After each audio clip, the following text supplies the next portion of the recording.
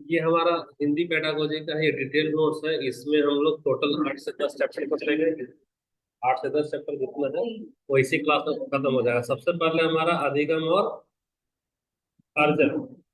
तो अधिगम क्या है? तो भाषा, सबसे पहले भाषा समझेंगे कि भाषा क्या है। तो भाषा वह साधन है जिसके द्वारा हम अपने विचारों को व्यक्त करते हैं। सामान्यतः भाषा को वैचारिक आदान प्रदान का माध्यम कहा जाता है। अब देखो भाषा पे यहाँ पर बीच में आ रहा है, एक है अधिगम और एक है हमारा अर्जन। तो दो तरह का भाषा है। पहला जो हमारा मदर टंग है, एम और टी का मतलब मदर टंग। मदर टंग हमेशा क्या होता है? वो अर्जन में आ जाएगा। इसके लिए हमको कोई भी व्याकरण का जरूरत नहीं पड़ता है। लेकिन उसके बाद वाली जो भी भाषा है वह हमको सीखना पड़ता है। तो जो अर्जन वाला भाषा है वो हमेशा से आएगा भाषा वन या प्रथम भाषा। इसको क्या बोलेंगे? प्रथम भाषा बोलेंगे। और अधिगम वाला जो भी भाषा है वो वाला क्या होगा? द्वितीय भाषा। ये वाला कॉन्सेप्ट को ख्याल में रखना हमारा। तो अधिगम और अर्जन में याद रखना कि तुमसे पूछेगा कि अर्जन वाला भाषा प्रथम होता है कि द्वितीय। तो अर्जन वाला कौन सा होगा? प्रथम भाषा। और अधिगम वाला भाषा क्या होगा? द्वितीय। जैसे अभी हम लोग का मान लो भाषा मेरा खोरठा है। तो खोरठा हमारा क्या है? अर्जन। तो हमारा प्रथम भाषा होगा। द्वितीय हमारा क्या हो गया? हिंदी हो गया। या तुम्हारे से पूछेगा तुम्हारा हो है तो हो तुम्हारा क्या होगा? अर्जन, यानी वो प्रथम, और हिंदी तुम्हारा द्वितीय हो गया। अब इसके बाद में भाषा तो समझ गए कि हमारे विचारों को आदान प्रदान करने के लिए भाषा एक साधन का काम करता है। मनुष्य जो है सब पशु से इसी वजह से श्रेष्ठ होता है क्योंकि पशु के पास भाषा नहीं है और मनुष्य के पास में अपने विचारों को जताने का एक भाषा है। अब अर्थ देखते हैं तो भाषा जो है संस्कृत की भाष धातु से निकला है। भाष धातु से निकला जिसका अर्थ होता है बोलना। पतंजलि के अनुसार भाषा क्या है? तो भाषा वह व्यापार है जिसमें व्यक्ति जो है सो शब्दों द्वारा अपने विचारों को प्रकट करते हैं। अब नेक्स्ट और सेकंड टॉपिक हमारा नेचर ऑफ लैंग्वेज। इंग्लिश में आएगा नेचर ऑफ लैंग्वेज और हिंदी में होगा हमारा भाषा की प्रकृति। तो भाषा की प्रकृति में सबसे पहले भाषा हमारा सामाजिक है क्योंकि हम लोग समाज से भाषा को क्या करते हैं? ग्रहण करते हैं। यानी अर्जन, अर्जन हमारा परिवार और समाज से हो रहा है। तो वो हमारा क्या होगा? सामाजिक होगा। कोई हमसे पूछेगा कि वातावरण से है तो हाँ है। बोलेगा कि क्या ये आनुवंशिक से है तो नहीं है, आनुवंशिक से। आनुवंशिक से नहीं है। भाषा हमारा क्या है? अर्जित संपत्ति है।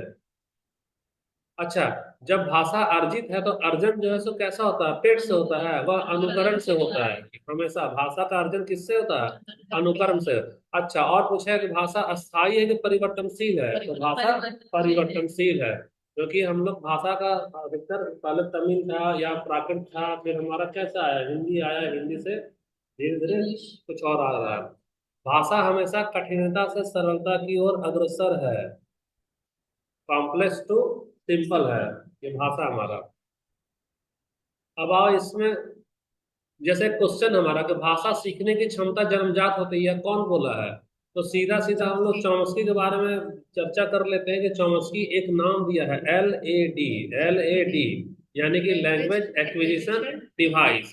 तो वो होता है यह कहाँ पे होता है? तो हमारे दिमाग में होता है जिसके कारण बच्चा खुद से सीख लेता है। तो ये चॉम्स्की है हमारा सही आंसर होगा।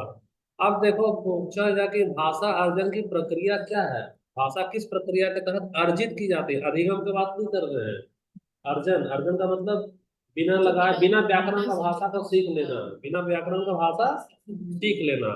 तो देखो भाषा अर्जन क्या है कि एक ऐसा प्रक्रिया है जिसमें मानव जो है सो भाषा को ग्रहण करने और समझने की क्षमता को अर्जित करता है। क्या करता है? अर्जित। तो अर्जन में तुम्हारा दो ही चीज आ रहा है। क्या क्या आ रहा है बता सकते हो? सबसे पहले भाषा क्या कर रहा है? ग्रहण कर रहा है। दूसरा क्या कर रहा है? उसको समझ कर रहा है। अर्जन हमेशा से छोटे छोटे बच्चे में ज्यादा होगा। 0 से लेकर के 5 साल 6 साल। 5 से 6 साल वाला बच्चा में अर्जन इतना जबरदस्त होता है कि हर भाषा वो मदर टंग वाला सीख जाता है। अब बाद में लैंग्वेज एक्विजिशन डिवाइस जो सो काम नहीं करता है, इसलिए अधिगम वाला भाषा हमेशा दिक्कत है। अधिगम वाला भाषा में हम लोग क्या करेंगे? व्याकरण सीखेंगे और अर्जन वाला में व्याकरण नहीं सीखेंगे। तो यह एक प्रकार से मातृभाषा या क्षेत्रीय भाषा होती है। ये भी सही है हमारा। अर्जन वाला, अर्जन हमेशा कौन सा होगा? मातृभाषा और क्षेत्रीय भाषा। यानी कि इसको यहाँ पर ये लिखना, यहाँ पर बोलना कि अर्जन हमारा प्रथम भाषा है। कौन सा है ये? प्रथम भाषा है अर्जन हमारा। उसके बाद इसी इसी भाषा को हम लोग क्या बोलते हैं, प्रथम भाषा बोलते हैं। अर्जन वाला प्रथम होगा, अधिगम वाला द्वितीय होगा। भाषा अर्जन आस पास के वातावरण, आस पास के लोगों के माध्यम से ही सीखा जाता है। अर्जन हम लोग कैसे करें, अनुकरण से न करते हैं। तो अनुकरण तुम कैसे करोगे, वो सोसाइटी से, माहौल जो वातावरण का मिलेगा, अपने परिवार से मिलेगा। तो भाषा अर्जन में किताब और व्याकरण की जरूरत नहीं पड़ती है। अब जा जा भाषा अधिगम में, तो यही पे सोच लेना, अधिगम अंतर है। अधिगम हम लोग कैसे, इसमें किसका जरूरत पड़ेगा, व्याकरण का जरूरत पड़ेगा। तो ये अधिगम हमारा भाषा सीखना है। अधिगम हमारा भाषा सीखना है। भाषा अधिगम के लिए जागरूक प्रयास करने पड़ते हैं। भाषा अधिगम के लिए नियम की जरूरत पड़ती है। तो जब नियम की जरूरत पड़ेगी तो यहाँ क्वेश्चन पूछ लेगा कि किसमें तुमको ग्रामर का जरूरत पड़ता है। तो अधिगम में, और अधिगम कौन सा लैंग्वेज है, सेकंड लैंग्वेज हो गया। अच्छा, भाषा अधिगम के द्वारा हम क्या करते हैं, पढ़ना सीखते हैं, लिखना सीखते हैं। क्योंकि जो अर्जन है ना, अर्जन में पढ़ना लिखना नहीं सीख रहे हैं, हाँ हाँ बोलना चालू कर देते हैं। लेकिन अधिगम वाला हम लोग क्या करते हैं, पढ़ना और लिखना। तुमसे एग्जाम में पूछेगा कि कौन सी भाषा में पढ़ना और लिखना सीखते हैं, प्रथम भाषा की द्वितीय भाषा। तो द्वितीय भाषा से हम लोग पढ़ना और लिखना सीखते हैं, और प्रथम भाषा से खाली बोलना और समझना सीखते हैं। तो भाषा अधिगम में पुस्तक और व्याकरण की जरूरत पड़ती है, क्योंकि हमको व्याकरण चाहिए भैया, लिखेंगे पढ़ेंगे तब ना वो चाहिए। तो अब आ जा दूसरा क्वेश्चन हमारा, भाषा अर्जन और भाषा अधिगम में अंतर क्या है। तो क्या क्या अंतर है देखो, कोई बता सकता है। संस्कृति से हम लोग क्या सीखते हैं, अर्जन सीखते हैं। और नेचुरल तरीके से हम लोग क्या करते हैं, अर्जन करते हैं। भाषा अधिगम, भाषा अर्जन और भाषा अधिगम में। अच्छा, इसमें जब मान लो कुशलता हासिल करेंगे तभी हमारा अधिगम होगा। अगर कुशलता हासिल नहीं करेंगे तो अधिगम हमारा नहीं होगा। और जो अधिगम होता है ना, वह हमेशा सहज से कठिन की तरफ, सिंपल टू कॉम्प्लेक्स चलेगा। जैसे हम लोग व्याकरण में राम इज गोइंग, कर्ता क्रिया पढ़ेंगे ना, तो अधिगम में क्या होगा, सहज से कठिन। और अर्जन में क्या होगा, कठिन से सरल। क्यों, क्योंकि बच्चा जब आता है तो उसको कुछ नहीं पता चलता है कौन क्या है, उसके लिए सब दुनिया ही कठिन है। पहली बार में म्याऊं म्याऊं रोएगा, हाँ है ना। फिर धीरे एक साल लगेगा मम्मा पापा बोलने में, तो वह कठिन है ना, और धीरे धीरे उसको सरल में ले गया। और अधिगम वाला में हमेशा सहज से कठिन जाएगा। आ रहा समझ में, नहीं आ रहा, क्लास ठीक लग रहा है। अब आ जा चैप्टर 2। चैप्टर 1 तेरा खत्म हो गया, आज ये सोचो मैराथन है। 31 पन्ना है ना, 31 पन्ना का पूरा जोड़ा गर्दा उड़ा लेंगे, तेरा हिंदी पेडागोजी खत्म हो जाएगा। चैप्टर 2 हमारा क्या है, भाषा शिक्षण के सिद्धांत। तो भाषा शिक्षण के सिद्धांत में क्या है भाई, शिक्षण का सिद्धांत अलग अलग चीज है। शिक्षण में उसमें तरीका बताएगा। तो पहले देखो भाषा शिक्षण क्या है। तो भाषा शिक्षण एक ऐसा प्रक्रिया है या एक ऐसा माध्यम है जिसमें इस बात पर बल दिया जाता है कि बच्चे जो है सो पढ़ना लिखना कैसे सीखते हैं। आ रहा है, शिक्षण क्या है, शिक्षण में हमको क्या ध्यान देना है, शिक्षण में हमको ये ध्यान देना है कि हमको कैसे शिक्षा हासिल कर रहा है बच्चा। शिक्षण का मतलब क्या है तुम्हारा, कैसे, और क्या कर रहा है, सीख रहा है। तो वही हमारा शिक्षण का वहां सिद्धांत निकलेगा, किसी बच्चे को पढ़ना लिखना किस प्रकार से सिखाया जाए ताकि वह भाषा के साथ समझ विकसित करे। यही जो नियम बनाया, वही नियम हमारा भाषा का सिद्धांत, शिक्षण का सिद्धांत कहलाया। तो भाषा शिक्षण का मतलब समझो, भाषा शिक्षण का मतलब है कि कैसे बच्चा सीखता है, क्या सीखता है, पढ़ना और लिखना। क्योंकि ये वाला कौन सा अधिगम में जा रहे हैं, अर्जन में नहीं जा रहे हैं। अर्जन में तो पढ़ना लिखना नहीं ना सीखेगा, अधिगम में ना पढ़ना लिखना सीखेगा। तो अधिगम में तो व्याकरण का जरूरत पड़ेगा। तो शिक्षण क्या है भैया, तो शिक्षण का मतलब है कि कैसे सीखे, क्या सीखे, पढ़ना और लिखना। तो वही वाला जो सिद्धांत बना हुआ भाषा शिक्षण का सिद्धांत। तो भाषा शिक्षण का सिद्धांत में दो चीज निकल रहा है, क्या क्या महत्वपूर्ण है। सबसे पहले क्या चाहिए, पढ़ना। दूसरा क्या चाहिए, लिखना। और इसका जो अलग से जो नियम बना रहा है कि कैसे हम इसको सिखाएं, वही हमारा क्या कहला है, शिक्षण के सिद्धांत। कोई डाउट है किसी को, कोई डाउट नहीं है, ठीक है। अब आज आप भाषा शिक्षण से संबंधित कुछ सिद्धांत हम लोग देख लेते हैं। तो इसको थोड़ा सा बड़ा करेंगे तो हमारा चलेगा क्या, ठीक है ना, ठीक है। अब भाषा शिक्षण का सिद्धांत सबसे पहले है अभिप्रेरणा और रुचि। अभिप्रेरणा का मतलब होता है मोटिवेशन, ये क्या होगा हमारा, मोटिवेशन। मोटिवेशन और इंटरेस्ट का, principle of motivation and principle of interest. जब तक तुमको मोटिवेट नहीं करे। जैसे कि अभी हम लगातार सुबह में सीरीज ले रहे हैं, टेस्ट सीरीज, तो तुमको लगता है कि तुम टेस्ट दे रही हो, लेकिन हम अभी प्रेरणा का सिद्धांत इस्तेमाल कर रहे हैं। हम तुमको प्रेरित ला कर रहे हैं, कैसे टॉप करने का, फर्स्ट रैंक लाने का। और जानबूझकर हम वहाँ पुअर और गुड और वेरी गुड डाल रहे हैं। वो तुमको प्रेरित कर रहा है, पुअर वाला को प्रेरित कर रहा है कि हमको गुड लाना है, गुड वाला को प्रेरित करेगा हमको वेरी गुड लाना है, और वेरी गुड वाला मोटिवेट होगा कि हमको अगला दिन भी वेरी गुड पे ही रहना है। तो हम लोग क्या, अच्छा, जब हम ये अभी प्रेरणा का सिद्धांत जब लागू किए तब नतीजा देखना, अभी तुम लोग एक लय बन गया होगा पढ़ने का। घर पे जाने के बाद खाली पढ़ाई पढ़ाई और पढ़ाई दिखता होगा। तो हम क्या कर रहे हैं इसमें, अभी प्रेरणा ले आया। दूसरा, रुचि जगा रहे हैं। कैसे रुचि जगा रहे हैं? कभी हम लोग प्रोजेक्टर से पिक्चर पिक्चर दिखाते हैं तो रुचि जगता कि नहीं जगता है? तो खैर आज हमको थोड़ा शॉर्ट में जाना है। तो पहला सिद्धांत हमारा क्या है, अभी प्रेरणा और रुचि का सिद्धांत। तो इस सिद्धांत के अनुसार भाषा तथा उसकी पाठ्य सामग्री के प्रति रुचि उत्पन्न करना आवश्यक है। साथ ही साथ भाषा सीखने के दौरान उनको निरंतर मोटिवेट करने के भी आवश्यक है। देखो, भाषा शिक्षण में आ जाओ। सबसे पहले भाषा शिक्षण में दो को बोला ना, क्या देखना, पहले लिखना, और फिर सॉरी पहले पढ़ना, और दूसरा लिखना। तो पढ़ना और लिखना कब संभव होगा? तो पहला तुमको तरीका है कि तुमको मोटिवेट करेंगे, और दूसरा तुमको इंटरेस्ट भी जगाएंगे। क्लियर है? कोई डाउट है यहाँ? दूसरा है, आ जाओ, बाल केंद्रित का सिद्धांत, चाइल्ड सेंटर्ड होना चाहिए। क्या होना चाहिए? Child centre. भाषा शिक्षण के समय इस बात पर पर्याप्त ध्यान देना चाहिए कि शिक्षण का केंद्र में कौन है, बालक है या छात्र है। तो हमारा भाषा शिक्षण में पहले क्या हो गया, मोटिवेशन और इंटरेस्ट जगाना चाहिए। दूसरा, चाइल्ड सेंटर्ड होना चाहिए, जो तुमको जरूरत हो उसी के अनुसार हम लोग चलेंगे। तीसरा, प्रैक्टिस का सिद्धांत, ये हमारा अभ्यास का, ये क्या है, अभ्यास। अभी तुम लोग का नंबर कम आ रहा तो लगातार प्रैक्टिस कर रही हो ना, यूट्यूब वगैरह से एक एक घंटा का मैराथन देख रही है ना। तो प्रैक्टिस का सिद्धांत से भी भाषा शिक्षण होगा। भाषा शिक्षण में मतलब दो चीज सीखोगी, पढ़ना और लिखना। तो प्रैक्टिस में अभ्यास, इस यानी अभ्यास के द्वारा विद्यार्थियों के भाषाई कौशलों को निरंतर बेहतर बनाया जा सकता है। अतः भाषा शिक्षण के समय छात्रों को अभ्यास करते रहना चाहिए। Practice makes a man perfect, बोला जाता है ना, अभ्यास आदमी को कुशल बना देता है। तो क्या क्या हुआ, तीन बता। पहला, मोटिवेशन और इंटरेस्ट, और दूसरा तुम्हारा क्या हो गया, चाइल्ड सेंटर, बालक केंद्रित होना चाहिए। और तीसरा, हमको अभ्यास करना चाहिए बार बार। अच्छा, चौथा, क्रियाशील, एक्टिव होना होगा तुमको। क्रियाशीलता यानी एक्टिव, मतलब कि ये वाला सिद्धांत, क्रियाशीलता का सिद्धांत क्या बताता है? क्रियाशीलता का सिद्धांत यह बताता है कि बालक को करके सीखने में आनंद का अनुभव होता है। Learning by doing. तभी ना क जो बनाते हैं तो हम लोग कैसे कब बोलते थे ना, अंडा, ये क्या बोलते हैं, डंडा, और इसका पूंछ। तो फिर बच्चा सब करता था, ये अंडा, आधा अंडा, फिर एक डंडा, और फिर पूंछ।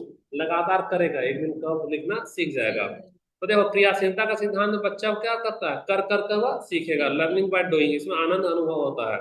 तो भाषा शिक्षण का मतलब तुमको दो ही चीजें, लिखना सिखाएगी, पढ़ना लिखाएगा और लिखना। यानी पढ़ना और जब लिखना का जब सिखाने का बात है, उस समय छात्र को कैसा होना चाहिए, क्रियाशील होना चाहिए, एक्टिव रहना चाहिए। और क्रियाशील कैसे रहेगा? तो हम बच्चे को लगातार बीच में क्वेश्चन पूछेंगे, पाठ जो है उसका अभ्यास करने देंगे, कुछ मौखिक और लिखित कार्य भी करवाएंगे। तो क्रियाशीलता का चार यहाँ चीज बता दिया। क्रियाशीलता में सबसे पहले क्या क्या दे रहा है यहाँ पर, क्वेश्चन पूछना। क्रियाशीलता कैसे बनाए, क्वेश्चन पूछेगी। दूसरा तुमको क्या देगा, अभ्यास करने के लिए देगा। तीसरा तुम्हारा क्या है, मौखिक वाला कार्य देगा। या चौथा हमारा क्या है, लिखित कार्य। तो क्रियाशीलता में क्या क्या बन रहा है बता सकते हैं? पहला तो होगा हमारा क्वेश्चन, यानी कि प्रश्न पूछ रहा है। दूसरा वाला क्या कर रहा है, हमारा अभ्यास कर रहा है। तीसरा वाला क्या कर रहा है, हमारा मौखिक और लिखित कार्य। मौखिक, मौखिक प्लस लिखित। तो प से हमारा प्रश्न पूछ रहा है, अ से अभ्यास है, ये मौखिक कार्य और लिखित कार्य, यही क्रियाशीलता का हमारा सिद्धांत हो गया। अब आज आप व्यक्तिगत विभिन्नता का सिद्धांत। व्यक्तिगत विभिन्नता का मतलब क्या है कि प्रत्येक जो बालक है वह एक दूसरे से क्या होता है, भिन्न होता है। कक्षा में जो छात्र है वह उसमें हर एक में अलग अलग बालक से अलग अलग गुण पाया जाता है। तो इसीलिए हम लोग व्यक्तिगत विभिन्नता को ध्यान में रखते हुए भाषा शिक्षण करना चाहिए। यहाँ ठीक से एक्सप्लेन नहीं किया, हम बता रहे हैं कैसे करना चाहिए। मान लो किसी का बुद्धि मंद है, और किसी का तीव्र है, किसी का तीव्र है। तो मंद बुद्धि वाला को हम सम्मान करेंगे, मंद बुद्धि वाला को सम्मान करेंगे। और इसके लिए हम लोग जो सो अलग से वहां पर प्रयास करेंगे, अलग से क्या करेंगे, प्रयास करेंगे। तीव्र वाले को भी सम्मान करेंगे, और इसको जो सो अगला चैप्टर जल्दी जल्दी दे के पढ़ाते जाएंगे। तो हमको इंडिविजुअल डिफरेंस का ध्यान रखना है। एक ही बार होमवर्क देंगे एक ही तरीका का, तो मंद बुद्धि नहीं बना पाएगा, तीव्र बुद्धि बना पाएगा। तो मंद बुद्धि को मंद वाला होमवर्क देंगे, तीव्र बुद्धि को तीव्र वाला होमवर्क देंगे। यही है व्यक्तिगत विभिन्नता का सिद्धांत। क्या कहता है, हर एक को उसी काबिलियत के अनुसार पढ़ाओ, न कि एक जैसा पढ़ाओ। यहाँ पर बात इक्विलिटी का नहीं है, बात है इक्विटी का। अब छठा है तेरा चयन का सिद्धांत। इससे पहले हम लोग खाली डिस्कस कर लो कितना है तुम्हारा सिद्धांत, किसका, शिक्षण वाला, भाषा शिक्षण का। पहला हो गया तेरा अभिप्रेरणा और रुचि का सिद्धांत, दूसरा हो गया तुम्हारा बाल केंद्रितता का सिद्धांत, तीसरा अभ्यास का सिद्धांत, चौथा है तुम्हारा क्रियाशीलता का सिद्धांत, पांचवा है व्यक्तिगत विभिन्नता का सिद्धांत, और छठा हमारा चयन का सिद्धांत। चयन का मतलब क्या है, हिंदी भाषा शिक्षण के लिए कब किस सिद्धांत का सहारा लिया जाए, इसका उपयुक्त ज्ञान अध्यापक को होना चाहिए। देखो भाषा शिक्षण यानी कि तुमको पढ़ना और लिखना ना सिखाएगा, तो बोल रहा है कि कौन सा सिद्धांत अभी लागू करें। कोई बच्चा मान लो नींद में है, तो हम उसको क्रियाशील बना देंगे। क्या बना देंगे, क्रियाशील। कोई बच्चा जो है सो मान लो कि अच्छा है, तो हम उसको प्रैक्टिस बार बार करवाएंगे। तो अलग अलग सिद्धांत है, ये टीचर के ऊपर डिपेंड करता है कि वो कौन सा सिद्धांत अपना है। तो चल ये बता तुम लोग कि कुल मिलाकर भाषा शिक्षण का अभी हम लोग कितना सिद्धांत पे चर्चा कर लिए है, छह। पहला क्या है, अभिप्रेरणा और रुचि का सिद्धांत, दूसरा क्या है, बाल केंद्रितता का सिद्धांत, तीसरा क्या है, अभ्यास का सिद्धांत, चौथा क्रियाशीलता का सिद्धांत, पांचवा है व्यक्तिगत विभिन्नता का सिद्धांत, और छठा है हमारा चयन का सिद्धांत। और अच्छा यहाँ तक हो गया ना। अब यहाँ से क्वेश्चन हमारा देखना, प्राथमिक स्तर पर भाषा शिक्षण का क्या उद्देश्य है। अब वो ऑप्शन है तेरा, कुशल वक्ता बनाना, साहित्य के विविध विधाओं से परिचित कराना, हिंदी के विविध रूपों से परिचित कराना, और कुशल लेखक बनाना। कौन सा इसमें से सही जवाब है, सवाल है ये, सॉरी सही ऑप्शन है। ये सब तुम्हारा होमवर्क है, सोच कर बताओ। यहाँ बात कर रहा है हमारा प्राथमिक स्तर। ठीक है, ये वाला वीडियो दिया जाएगा यूट्यूब में, वहां से इसका आंसर तुम लोग बताना, वहां से उसका आंसर बताना। क्वेश्चन क्या है हमारा, प्राथमिक स्तर पर भाषा शिक्षण। भाषा शिक्षण का मतलब क्या है, तुमको पढ़ना ना सिखाएगा, और क्या सिखाएगा, लिखना ना सिखा रहा है। तो प्राथमिक स्तर पर तुमको कुशल वक्ता बनाना चाहता है कि वो, या साहित्य के विविध विधाओं से, या हिंदी के विविध रूप से परिचित कराना। ठीक है, अभी चलते चलते हम लोग, अब चलो भाषा शिक्षण की प्रक्रिया। भाषा शिक्षण की प्रक्रिया में क्वेश्चन है हमारा कि भाषा शिक्षण की प्रक्रिया क्या है। तो आंसर में है कि विभिन्न विषयों की कक्षाओं में भी यह संभव है। भाषा शिक्षण की प्रक्रिया यह विभिन्न विषयों की कक्षाओं में भी संभव है क्या, यह एक अत्यंत जटिल प्रक्रिया है क्या, भाषा की कक्षा में ही संभव है क्या, या घर में संभव नहीं है। कौन सा इसमें सही जवाब होगा। देखो अत्यंत जटिल तो नहीं होगा, अत्यंत जटिल तो हमारा नहीं होगा। कक्षा की भाषा में संभव भी नहीं होगा, सिर्फ सिर्फ भाषा कक्षा में थोड़ी होता है भैया। और गाँव में संभव अगर नहीं होगा तो अर्जन और अधिगम तो घर में ही होता है। हम लोग पहले घर पे ही सीख लेते हैं, है ना। ये भी हमारा नहीं होगा। तो यानी कि विभिन्न पैसे है, यानी कि तुमको अगर हम इंग्लिश पढ़ाएंगे, मैथ पढ़ाएंगे, संस्कृत पढ़ाएंगे, ज्योग्राफी पढ़ाएंगे, हर एक में तुम क्या आ रहा, भाषा का शिक्षण। शिक्षण का मतलब तुम दो चीज सीख रही है, पहला पढ़ना तो सीख ही रही है, और दूसरा लिखना भी सीख रही है। ये क्लास शुरू होने के पहले तुम्हारे में ये कॉन्सेप्ट नहीं था कि भाषा शिक्षण में हम लोग दो ही चीज सीखते हैं। ये वाला कॉन्सेप्ट था क्या, कि भाषा शिक्षण में हम लोग दो ही चीज करते हैं, पढ़ना और लिखना। और अगर हम लोग, ये तो अधिगम वाला बात होगा, और अगर अर्जन वाला बात आए तो अर्जन में हम लोग दो ही चीज करते हैं। क्या क्या करते हैं, हाँ पहले समझना, पहले समझना, और सब है फिर बोलना। ये किसका है, अर्जन है। तब ना बच्चा कक्का मम्मा, तुम्हारा भी पापा पापा बोलेगा, रोड वाला भी आदमी को पापा बोलेगा, तो बाद में वो समझ जाता है और फिर उसको बोलता है। हाँ ठीक है, जो भी इसमें सीक्वेंस हम ये नहीं कर रहे हैं, लेकिन वह बोलता है और समझता है, क्या समझता है और बोलता है। और यहाँ पर क्या है, हमारा पहले बोलेगा ये बच्चा, बाद में उसका मतलब वो समझ में उसको आता है। और इसमें भाषा शिक्षण में क्या होगा, वो पढ़ना सीखेगा, लिखना सीखेगा। अब आओ इसमें भाषा का प्रमुख प्रकार है क्या है। तो क्या भाषण देना है प्रमुख प्रकार, प्रतिवेदन देना है, संप्रेषण करना है, या लेखन दक्षता है। सही जवाब है प्रमुख। सबसे प्रमुख काम क्या है, तेरा फीलिंग को बताना ना, तुम्हारे जो अंदर की जो भावना है उसको बाहर में प्रकट करना, वही तरह संप्रेषण, खाली भाषण देना नहीं है, भाषण देना नहीं है। क्वेश्चन हम लोग यहाँ नहीं करेंगे, नहीं तो वीडियो भी लंबा होगा और रिकॉर्डिंग भी लंबा होगा। क्यों नहीं चला, देखो तेरा 2 चैप्टर खत्म, ये तीसरा चैप्टर है। तीसरा चैप्टर तुम्हारा क्या है, तीसरा चैप्टर तुम्हारा थोड़ा सा छूट गया है हमारा। भाषा के कार्य में आ जाओ, है ना। भाषा क्या है भाई, तो भाषा वह साधन है जिसके द्वारा हम अपने विचारों को व्यक्त करते हैं, इसको तो बताने की जरूरत नहीं है। अब भाषा का कार्य क्या है, भाषा का कार्य क्या है, तो भाषा क्या क्या काम करता है। सबसे पहला है सामाजिक संबंध के लिए, दूसरा है हमारा भाषा मानव विकास का मूल आधार है, तीसरा है भाषा का कार्य में अगर जाएंगे तो तीसरा भाषा का कार्य है व्यक्तित्व के निर्माण में सहायक है, और चौथा भाषा का कार्य में जाएंगे तो यह भाषा विकास में सुनने की भूमिका का है। अच्छा, अब देखो यहाँ शुरू से आ जाता है हम लोग। भाषा का कार्य, मेरा भाषा अच्छा होगा तभी ना समाज में हमारा संबंध बनेगा। मान लो मेरे बगल वाला जाकर मर गया है, कोई पड़ोसी मर गया और हमको भाषा नहीं आता है, हमको वहां रो करके शोक व्यक्त करना है, तो हम बोलेंगे लीजिए ना, रुक ये मर गया है, लो मेरे घर से चिकन और मटन खा लो। तो हमारा भाषा क्या है, गलत है। तो सामाजिक संबंध हमारा बनेगा कि टूटेगा, टूटेगा। तो भाषा एक काम करती है, तेरा भाषा से ही तुम्हारा समाज में संबंध तुम्हारा बनता है। भाषा के माध्यम से ही कोई व्यक्ति समाज के साथ आपसी तालमेल विकसित कर पाता है। दूसरा है हमारा भाषा जो है सो मानव विकास का मूल आधार है। कैसे है भाई, क्योंकि भाषा में एक शक्ति होती है, और इसके माध्यम से ही मनुष्य जो है सो प्रगति के पथ पर अग्रसर होता है। कैसे होता है, जैसे ये वाला भाषा अगर नहीं रहेगा तो ये वाला नोट्स हम लिखेंगे क्या, नहीं लिखेंगे, और नतीजा क्या होगा, मेरे बार का जो भी आएगा फिर से तुमको समझाएगा। तो भाषा में लिखित रूप के कारण और भी मौखिक रूप के कारण एक शक्ति होता है जो विचारों का आदान प्रदान से मानव क्या करता है, वो तरक्की करता है। एक ही ज्ञान को पाने के लिए बार बार वो प्रयास नहीं करेगा। हम एक ज्ञान पाए, उसको लिख दिए, उसको बोल दिए, तो वह स्टोर हो गया। अब उसका आधार पर फिर हम दूसरा सीढ़ी चढ़ेंगे, फिर तीसरा सीढ़ी चढ़ेंगे। यह भाषा ही काम करता है।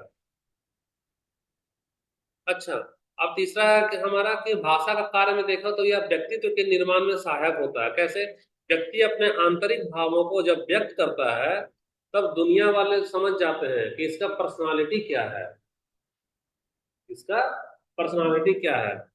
आंतरिक भाव को जो जितना अच्छा तरीके से व्यक्त करता है वह समाज में उतना ही अच्छे से घुल मिल जाता है। जो आंतरिक भावना को व्यक्त नहीं कर पाता है वह समाज में उतना घुल मिल नहीं पाता है। और जो ज्यादा अच्छे से व्यक्त करता है उसका व्यक्तित्व भी निखर जाता है। व्यक्तित्व क्या होता है, निखर जाता है। जैसे तेरे साथ कभी राह चलते कुछ गलत जरूर होगा, लेकिन तुम उसको व्यक्त नहीं कर पाओगे और तुम खाली दूसरा से उसको देखोगे, यानी कि तुम अपना अंदर का विचार को वहां व्यक्त नहीं कर पा रहे, तो तेरा पर्सनालिटी कम होगा।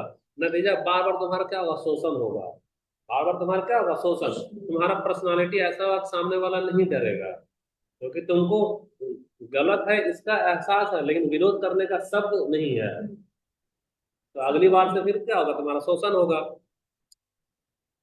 तो अभिव्यक्ति को प्रकट करने से उसके अंदर की शक्ति भी प्रकट होती है, और उसी से हमारा पर्सनालिटी बनता है। तुम अगर अपना अंदर का अभिव्यक्ति को प्रकट नहीं करोगे तो अंदर का शक्ति तेरा प्रकट नहीं होगा और तेरा पर्सनालिटी नहीं बनेगा। नतीजा क्या होगा, तुमको वैसा दर्जा भी नहीं मिला। जैसे देखो मान लो हम एकदम फटाफट फटाफट कुछ भी बोल रहे हैं, तो हम अपने अंदर का अभिव्यक्ति व्यक्त कर रहे हैं, तो मेरा व्यक्तित्व क्या है, यहाँ के लिए हमारा व्यक्तित्व थोड़ा सा सुपीरियर हो रहा है। अभी हम अगर वाइगोत्स्की में जाएंगे तो हम तो इसमें जाएंगे MKO में, मोर नॉलेजेबल अदर्स में जा रहे हैं। क्यों, क्योंकि हम अपने विचार को क्या कर रहे हैं, अभिव्यक्त कर रहे हैं।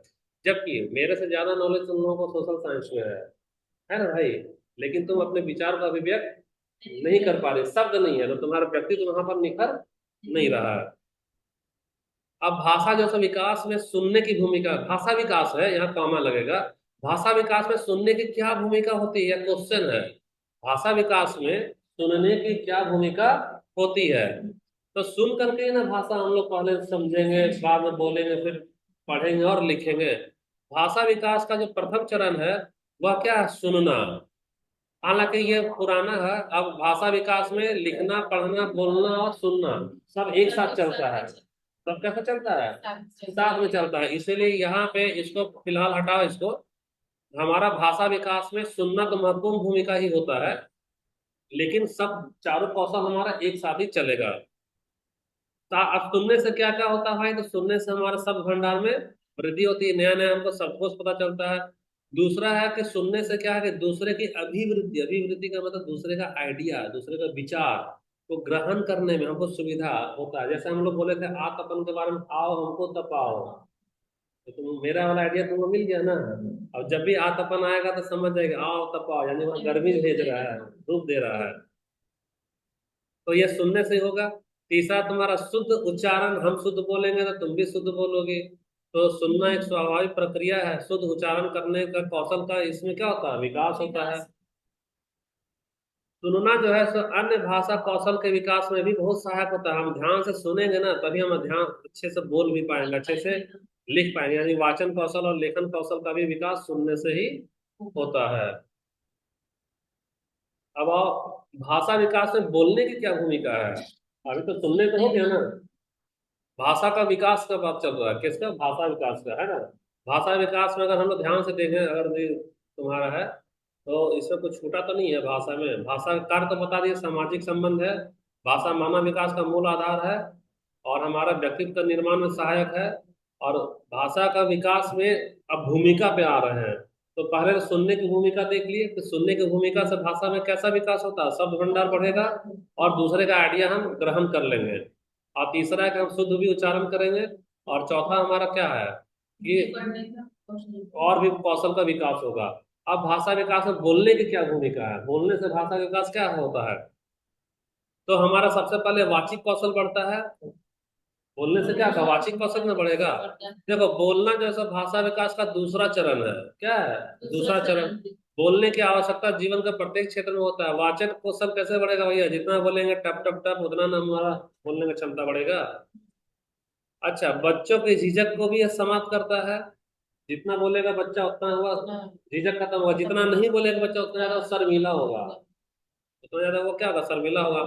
और अगर बच्चा ज्यादा बोलेगा तो भाषा प्रवाह को कुशल बनाने में भी सहायक है। बोलने से भाषा विकास की प्रक्रिया का वह साधन है जिसके माध्यम से बालक अपने भाषा प्रवाह में प्रवीणता तथा कुशलता का विकास कर सकता है। अब ये सब क्वेश्चन है जो कि खुद से सॉल्व कर लेना। ये सब क्वेश्चन का हम लोग टाइम नहीं यहाँ बर्बाद करेंगे, है ना। ऐसा क्वेश्चन बोल देते हैं। क्वेश्चन है, भाषा सीखने में तब अधिक आसानी होती है जब, पहला है कि पाठ्य पुस्तक नहीं पढ़ाई जाती है। दूसरा, बच्चों को समृद्ध भाषाई परिवेश उपलब्ध कराने में। तीसरा, भाषा की परीक्षा नहीं होती। चौथा, जब शिक्षक कहानी सुनाते हैं। अब देखो, भाषा सीखना की बात कर रहा है ना, तो भाषा सीखने में कौन सा आंसर होगा? समृद्ध भाषाई परिवेश, यही वाला हमारा सही होगा, है ना। भाषा प्रयोग की कुशलता संभव है। कैसे कुशलता? यानी कि क्या? खाली सुनने से कुशलता थोड़ी होगा भैया। अच्छा, खाली साहित्य को पढ़ने से कुशलता होगा क्या? भाषा के पाठ से होगा क्या? अधिक से अधिक भाषा प्रयोग से होगा। कोई डाउट है यहाँ? चैप्टर 4 आ जाओ। क्या? शिक्षण विधि और उनके प्रतिपादक। तो शिक्षण विधि और उनके प्रतिपादक में देखना, एक मिनट। शिक्षण विधि और उसके प्रतिपादक में हिंदी पेडागोजी में चैप्टर 4 है हमारा। अध्याय का नाम है शिक्षण विधि और उनके प्रतिपादक। तो देखो, ये सब बहुत पूछेगा तुम्हारे से, कितना तरह का शिक्षण विधि है। तो पहला हमारा आगमन विधि। दूसरा हमारा निगमन विधि। तीसरा संवाद विधि। चौथा हमारा किंडर गार्डन विधि। पांचवा हमारा खेल विधि। छठा है हमारा प्रश्न पद्धति, ये वाला विधि, प्रश्न पूछ पूछ के पढ़ाना। सातवां है वैज्ञानिक विधि। आठवां है तुम्हारा ब्रेल विधि। अब इसका प्रतिपादक का नाम तो नहीं पूछेगा, लेकिन अदर जेटेट वगैरह में पूछ सकता है। तो आगमन विधि का कौन प्रतिपादक? अरस्तु। आगमन में क्या करते हैं हम लोग? इसका ही ये इंडक्शन है ना, यानी कि हम लोग उदाहरण से नियम की तरफ में जाएंगे। और निगमन में क्या है? तो देखो, आगमन का है अरस्तु और निगमन का भी है अरस्तु। तो अरस्तु से हमारा आगमन निगमन हो गया। और संवाद विधि क्या है? प्लेटो। किंडर गार्डन क्या है? फ्रॉवेल। तो छूट राजा, ठीक है, फ्रॉवेल है। खेल विधि क्या है? हेनरी कोल्डवेल कुक है। प्रश्न विधि कौन है? तो सुकरात। वैज्ञानिक विधि कौन है? Good work states. ब्रेल विधि तो लुई ब्रेल ही है, ये तो याद ही रहेगा सब कोई को।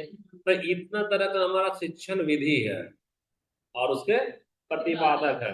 इसको हम लोग शिक्षण विधि, ये तुमको जानना जरूरी है, हर एक विधि में क्या क्या तरीके से हम लोग शिक्षण करेंगे।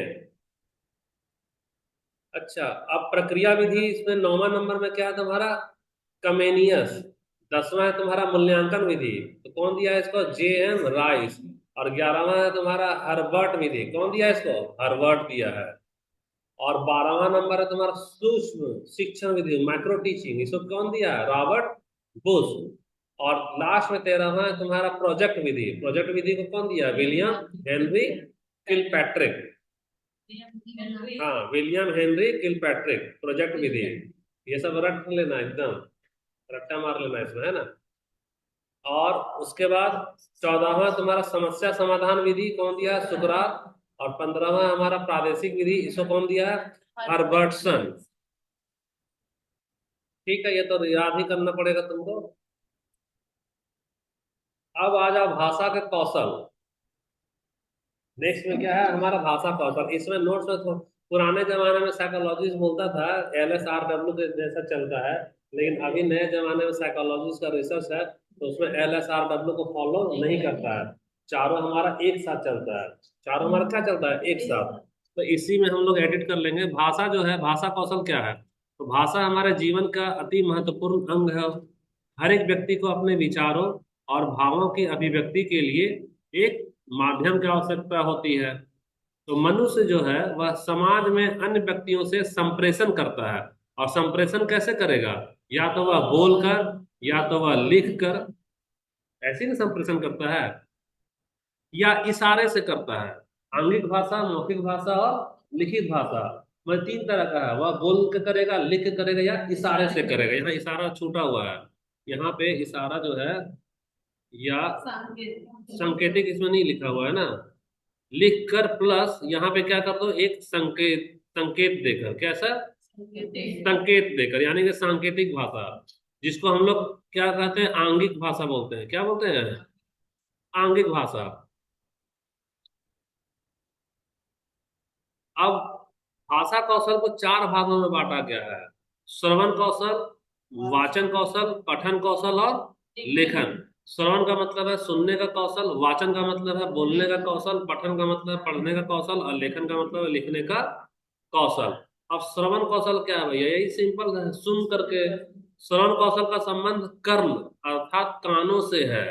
श्रवण का अर्थ सुनना होता है। बच्चा जन्म के बाद ही सुनने लगता है, यह ध्वनियां उसे ज्ञान का आधार बनाती है। श्रवण कौशल को ही हम लोग एक नाम देते हैं, ग्रह्यात्मक या ग्राहित कौशल। पूछेगा ग्राहित कौशल कौन सा कौशल है? वाचन, पठन, लेखन, श्रवण। तो क्या देगी? श्रवण कौशल। ठीक। अब श्रवण कौशल अन्य भाषाई कौशल के को क्या करता है? आधार पर पिल्लर का काम करता है श्रवण कौशल। तुम्हारा कान पे पूरा रुई डाल दिया, बोले आओ तुम्हारा हम तो पेडागोजी खत्म कर रहे हैं, तो तुम लाख देख लो, कुछ भी कर लो, सुनेगी ही नहीं तो कैसा होगा? या वीडियो चला दे, म्यूट करके चलाते रहे वीडियो, तो कैसा लगेगा? तो श्रवण सबसे ज्यादा क्या है? जैसे एक बिल्डिंग में खंभा का काम कौन करता है? पिल्लर ना, नींव। उसी तरह से कौशल को विकास करने में सबसे महत्वपूर्ण कौन सा है? श्रवण है। हालांकि बाद में ये लोग सबको तो एक साथ माने, ऐसा जरूरी नहीं कि श्रवण पुराने में बोलता था सबसे महत्वपूर्ण है। अभी के फिलहाल में चारों एक साथ ही चलता है, चारों कौशल एक साथ चलेगा। तो श्रवण कौशल विकसित करने की शिक्षण विधि। अब देखो श्रवण कौशल इंपॉर्टेंट है, तो इसको कैसे विकास करेंगे? श्रवण कौशल को विकास करने के लिए तुमको क्या क्या सुनाएंगे? पहला हम कहानी सुनाएंगे, दूसरा हम श्रुतलेख यानी कि सुन करके लिखवाएंगे, सुन कर कर लिखवाएंगे श्रुतलेख में। तीसरा तुम्हारा भाषण विधि, तुमको किसी टॉपिक में बोलेंगे, अपना विचार को व्यक्त करो। और चौथा क्या? प्रश्न उत्तर, तुमसे प्रश्न देंगे और तुम उत्तर बताएंगे। पांचवा क्या है? कविता सुनाना। अब आ जाओ श्रवण के बाद वाचन कौशल यानी कि मौखिक अभिव्यक्ति। तो वाचन कौशल क्या है? तुम अपने अंदर के विचार को बाहर कैसे जता रही हो या बाहर व्यक्त कर रही हो। वाचन या मौखिक अभिव्यक्ति भाषा का वह रूप है जिसमें सबसे अधिक प्रयोग होता है। हाँ, ये वाला बहुत इंपॉर्टेंट है, सही है। भाषा कौशल में सबसे ज्यादा किसका प्रयोग होता है? सुनने का कि बोलने का? श्रवण का होगा ज्यादा। लेकिन यहाँ पे है हमारा अभिव्यक्ति करने के लिए। अभिव्यक्ति के लिए तो अभिव्यक्ति के लिए क्या होगा, वाचन होगा। अभिव्यक्ति के लिए क्या होगा, हमारा वाचन होगा। तो मौखिक अभिव्यक्ति में अभ्यास के अवसर जो है सो बराबर मिलता है, लगातार शब्द का हम लोग इस्तेमाल करते हैं। वाचन या मौखिक अभिव्यक्ति जो है वह कौशल को उत्पादक कौशल कहते हैं। अब उत्पादक कौशल कौन, सुनो, जनरेट करना। जब तुम कुछ बोलेगी तो तेरा आइडिया जनरेट होगा ना, तो ये प्रोडक्शन दे रहा है ना, यानी कि वाचन और जो मौखिक अभिव्यक्ति है उसी को उत्पादक, यानी तुम अपना एक उत्पाद दे रही हो, अपने विचार को जन्म दे रही हो, इसीलिए इसको कौन सा बोलेगा, उत्पादक। तो उत्पादक कौशल कौन सा है, श्रवण है या वाचन है? वाचन है। वाचन तुम्हारा उत्पादक कौशल है। वाचन कौशल को विकसित करने की शिक्षण विधि। तो वाचन कैसे हम लोग मेरा विकसित होगा, पहला है वार्तालाप, दूसरा है कहानी और कविता सुनाना, तीसरा हमारा चित्र वर्णन, चित्र दिखा के बोलेगा एक्सप्लेन करो, चौथा है तुम्हारा वाद विवाद, तर्क वितर्क करवाएंगे हम लोग, हाँ, डिबेट। अब पांचवा है नाटक, बोलेंगे कि नाटक करके दिखाओ महंगाई के ऊपर में। तो इससे तुम्हारा क्या होगा, वाचन कौशल होगा। ठीक है, अब आ जाओ तुम्हारा पठन कौशल। चार कौशल में हमारा श्रवण हो गया, वाचन हो गया ना। अब पठन पठन ना आएगा। तो साधारण अर्थ में पठन कौशल से क्या मतलब है, पठन कौशल का साधारण में मतलब है लिखित भाषा को पढ़ना। लिखित भाषा को पढ़ना। अब कोई तुमसे संकेत से इशारा कर रहा है, कम है यार, उंगली दिखा करके, तो वह पठन कौशल में नहीं है, क्योंकि तुम लिख करके नहीं समझ रही है, तुम उसको देख करके समझ रही है। तो तुम्हारा पठन कौशल को हम लोग क्या बोले हैं, ग्रहयात्मक या ग्राहित कौशल। सुनो, ग्रहयात्मक में यानी तुम अंदर अपने ग्रहण कर रही है, क्या क्या, पहले तो सुन करके ना, और दूसरा तुम कौन सा, पढ़ कर। और भी आगे आएगा इसका, ये सब अच्छा, ये उत्पादक में नहीं आएगा। उत्पादक में यानी तुम बोल रही हो, तो क्या आएगा, वो व्यक्त कर रही है, नया आइडिया दे रही है, तो उत्पादक वाला आ जाएगा। और हाँ, और लिखना भी हमारा उत्पादक नहीं आएगा, क्योंकि तुम लिख रही है तो वह सामने में प्रकट नहीं हो रहा है। और तुम्हारा ग्रहण करने में क्या आ रहा है, सुनना और पढ़ना। देखो ये वाला ज्यादा समझ में आ रहा है कि वो सब समझ में आ रहा है, ये वाला आ रहा है ना समझ में। फिर से देखना, हम लोग दो ही तो चीज बता रहे हैं। पहला हम लोग आ जाओ, पहला हमारा क्या है, ग्रहण करने वाला। ग्रहण करना तो तुम कैसे कैसे ग्रहण करेगी, मेरा बात सुन रही है तब न कर रही है, और तुम किसी की चीज को पढ़ रही है। अरे भैया, आंख से ग्रहण करते हैं, लेकिन भाषा का चीज है ना, तो आंख के जरिए पढ़ रहे हैं, तो तुम ग्रहण कैसे कर रही, पढ़ करके। तो ये वाला तुम्हारा ग्रहण में आएगा। अब तुम्हारा दूसरा बात आ जाए उत्पादक वाला, कौन सा, उत्पादक, यानी तुम क्या क्या उत्पन्न कर रही हो। तो उत्पन्न कैसे करेगी, जब भी तुम कुछ लिखेगी, तो लिखने से क्या है, तेरा नोट्स बन जाएगा, एक उत्पन्न हो गया ना। और दूसरा है कि तुम कुछ भी अपने अंदर से बोलेगी, तो वाचन करेगी। वाचन से तुम्हारा आइडिया क्या होगा, बाहर पता चलेगा। तो ये सब एग्जाम में आता है। ग्राह्य कौशल कौन है, उत्पादक कौशल कौन सा। तो ग्राह्य में क्या आएगा, सुनना और पढ़ना, और उत्पादक में क्या आएगा, लिखना और बोलना। समझ में आ रहा है। अच्छा, अब यहाँ पे देखो, शब्द भंडार में वृद्धि करने में भी सहायक होता है क्या, पठन कौशल। अभी हम लोग पठन कौशल वाला ही चल रहे हैं। पढ़ने से जितना पढ़ेगी उतना तेरा शब्द भंडार बनेगा। और पठन कौशल के द्वारा जब क्या होता है, जो विद्यार्थी जो है वह पढ़ने के साथ साथ चित्र को भी देखता है, जिससे उसका ज्ञान का क्या होता है, सामान्यीकरण होता है। जैसा भी हम लोग चित्र भी देख रहे हैं और पढ़ भी रहे हैं। अब पठन कौशल यानी कि पढ़ने का कौशलता हम कैसे बढ़ाएं तुम्हारे से, पठन कौशल हम कैसे तुम्हारे में डेवलप करें, तो उसका शिक्षण विधि दिया है। तो कितना तरह का शिक्षण विधि है। पहला है हमारा पढ़ने का लिए, देखो और कहो, यानी तुम उसको देखो लाइन को, और इसको बोलो। अभी हम पढ़ रहे हैं ना भैया, ये कौन सा विधि यूज कर रहे हैं, पठन कौशल। तो पठन कौशल हम लैपटॉप में लगा दिए स्लाइड, उसको देख रहे हैं और पढ़ रहे हैं ना। यही है हमारा पठन कौशल। क्या, देखो और कहो विधि। दूसरा है वाक्य विधि, वाक्य पूरा एक एक वाक्य को पहले पढ़ेंगे फिर तुमको बता रहे हैं। तीसरा कहानी विधि, कहानी दिया हुआ रहेगा, कहानी का पूरा पढ़ेंगे और समझेंगे, वो भी पठन है। और वर्ण बोध, वर्ण का जो बोध हो रहा है उसमें हमारा, ये सारा हमारा क्या है, पठन कौशल की शिक्षण विधि है। पठन कौशल का कितना यहाँ पे शिक्षण विधि की चर्चा किया है, चार चर्चा किया है। पहला क्या है, देखो और कहो विधि, जो कि सबसे ज्यादा इस्तेमाल होता है। दूसरा वाक्य विधि, तीसरा कहानी विधि, और चौथा हमारा वर्ग बोध विधि। अब देखो पठन कौशल के बाद तेरा चौथा वाला आ रहा है ना, लेखन कौशल। लेखन कौशल को क्या कहते हैं? उत्पादक। ये तो पहले में चर्चा कर ली। उत्पादक कौशल क्यों? क्योंकि हम लोग मान ले चिट्ठी लिखेंगे तो चिट्ठी हमारा क्या आएगा? एक आइडिया ना आ गया, वो जनरेट ना हो गया, तेरे हाथ में आ गया है। लेखन कौशल द्वारा व्यक्ति जो सब भावों को अभिव्यक्त करता है, सही है। छात्र सोचने और निरीक्षण करने के उपरांत भावों को क्रमबद्ध रूप से लिखकर व्यक्त कर सकेगा लेखन कौशल में। अगर यदि अच्छे से वो सोचेगा और अच्छे से निरीक्षण करेगा तब ना उसको क्रमबद्ध तरीके से लिख लेगा। जैसे नोट्स बनाना होता है, पहले तुम समझती हो, निरीक्षण करती हो, तब उसको सिस्टमेटिक लिखती हो। ऐसा नहीं समझ में कुछ नहीं आया और लिखना चालू कर दिया, ऐसा होता है क्या कभी? नहीं होगा। अब लेखन कौशल का शिक्षण विधि में क्या है? लिखने के लिए सबसे पहले तो सुलेख हो गया, दूसरा हो गया हमारा श्रुत लेख। अब तुम लोग दोनों कोई बताओ कि सुलेख और श्रुत लेख में अंतर क्या है? हाँ, सुलेख यानी कि तुम्हारा अच्छे तरीके से चौथा जगह गोल गोल सुंदर होना चाहिए। और शुद्ध लेख यानी कि सुंदर से तुमको लिखना होना चाहिए।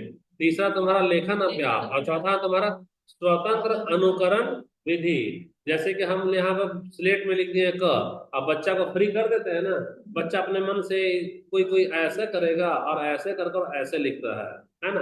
और कोई ऐसा लिखेगा। लेकिन अभी हम उसको डांट डपट नहीं करेंगे, बच्चा को फ्री कर देंगे, तुमको जैसे लिखना है वैसा लिखो। धीरे धीरे वह प्रैक्टिस में आ जाएगा। तो स्वतंत्र अनुकरण विधि भी आएगा हमारा लेखन कौशल में। 5 चैप्टर तेरा खत्म हो गया। अब तेरा छठा आ रहा है। छठा चैप्टर क्या है हमारा? अधिगम में। अब अधिगम सोचो, इससे पहले हम लोग क्या चर्चा किए? अर्जन। यहीं पे ध्यान दे दो, अर्जन हमारा कौन सा भाषा है? प्रथम भाषा। और इसमें व्याकरण का जरूरत पड़ता है क्या? तो व्याकरण वाला इसमें तो जरूरत नहीं पड़ेगा। अब अधिगम, तो अधिगम का मतलब कौन सा भाषा हो गया ये? द्वितीय भाषा है। और द्वितीय भाषा में हमारा क्या जरूरत पड़ेगा? व्याकरण का। और व्याकरण का चलेगा तो हम लोग इसमें कैसे चलेंगे? सरल से कठिन। सरल से कठिन में चलते हैं। अब इसीलिए अब अधिगम में हमको बोल रहा है कि व्याकरण क्यों है। अरे भैया, तो अधिगम बिना व्याकरण के तो हो ही नहीं सकता है ना। क्योंकि अर्जन में तो व्याकरण नहीं पड़ता है, इसीलिए व्याकरण की भूमिका का अर्जन में देगा ऑप्शन में, समझिए कि व्याकरण की भूमिका जो है सो कहाँ महत्वपूर्ण है। पहला ऑप्शन देगा अर्जन, दूसरा देगा अधिगम। तो क्या देंगे? अधिगम में, क्योंकि अर्जन में व्याकरण का कोई जरूरत ही नहीं है। तो भाषा और व्याकरण क्या है अधिगम के मामले में? तो देखो, भाषा जो है सो वह साधन है जिसके द्वारा हम अपने विचारों को व्यक्त करते हैं। सामान्यतः भाषा को वैचारिक आदान प्रदान का माध्यम भी कहा जाता है। ठीक है, भाषा को शुद्ध रूप से प्रयोग करने के लिए 4 कौशल की आवश्यकता पड़ती है। ये तो पता है, पढ़ना, लिखना, बोलना और सुनना, ये चारों हो गया। अब शुद्ध भाषा को सीखने के लिए व्याकरण का ज्ञान और प्रयोग आवश्यक है। यहाँ सीखने का बात कर रहा है, यानी किसने बात कर रहा है? अधिगम का। अर्जन की बात नहीं कर रहा है। तो यहाँ हमारा किसका जरूरत पड़ेगा? पहले तो व्याकरण का, फिर दूसरा क्या आ रहा है? ज्ञान का, तीसरा क्या आ रहा है? प्रयोग का। जैसा स्पोकन इंग्लिश वाला में क्या है? वो लोग लगातार प्रैक्टिस करवाते हैं ना बोलने के लिए। तो डॉक्टर जयगर के अनुसार प्रचलित भाषा जो भाषा संबंधी नियमों की व्याख्या ही व्याकरण है। वह खैर इतना डिटेल में नहीं देगा व्याकरण क्या है तो। अब भाषा अधिगम में व्याकरण की क्या भूमिका है भाई? कैसे व्याकरण भूमिका निभाता है? तो व्याकरण के बिना कोई भी भाषा शिक्षण क्या है? अधूरा है। यहाँ भाषा अर्जन की बात नहीं कह रहा है, अधिगम की बात। हाँ भाषा अधिगम की बात कर रहा है। अब भाषा अधिगम में ही फिर हमारा क्या रहा? भाषा शिक्षण आ जा रहा है ना। तो व्याकरण के बिना क्या हुआ? अधूरा है। व्याकरण के संपूर्ण ज्ञान अगर हम लोग नहीं रखेंगे तो हम लोग शुद्ध तरीके से बोल नहीं पाएंगे और शुद्ध तरीके से लिख नहीं पाएंगे। इसीलिए व्याकरण देखो कितना महत्वपूर्ण भूमिका निभाता है। तीसरा है कि व्याकरण अगर अच्छा रहेगा तभी हम लोग शुद्ध उच्चारण भी कर सकेंगे। और व्याकरण के बिना स्पष्ट संचार असंभव है, यानी कि कहाँ कॉमा लगाना है किसी को पता चलेगा क्या? नहीं। नहीं पता चलेगा। तो संचार हमारा गलत हो जाएगा, संचार हमारा गलत हो जाएगा। विद्यार्थियों में भाषा की जो अशुद्धता है वह तभी समझेंगे जब हमारा व्याकरण सही होगा। तो विद्यार्थियों में भाषा की अशुद्धता को समझने की शक्ति का विकास करना। जैसे तुमको ये लिखा है, हम बोले कहाँ ऐसे की गलती है बताओ, तो तुमको व्याकरण का ज्ञान होगा तभी ना बताएगी कि यहाँ पे ये वाला अशुद्ध है। तुमको हम अपना एक नोट्स देंगे, बोले सब प्रूफ रीडिंग कर दो, तो भाई तुमको ज्ञान होगा तब ना तुम उसका सही गलत निकालेगी। तो व्याकरण तुमको यह शक्ति प्रदान कर दे रहा है। इसी वजह से व्याकरण को सिखाया जाता है। तो व्याकरण का सिखाने का उद्देश्य क्या है भाई? तो छात्रों को शुद्ध बोलना, लिखना और पढ़ने का प्रेरणा देगा, मोटिवेशन वाला। दूसरा है कि चारों कौशल, पढ़ना लिखना बोलना और सुनने का विकास करेगा। तीसरा, छात्रों को वाक्य रचना का क्या बताएगा, नियम बताएगा। विराम चिन्ह का कहाँ उपयोग करना है वो बताएगा।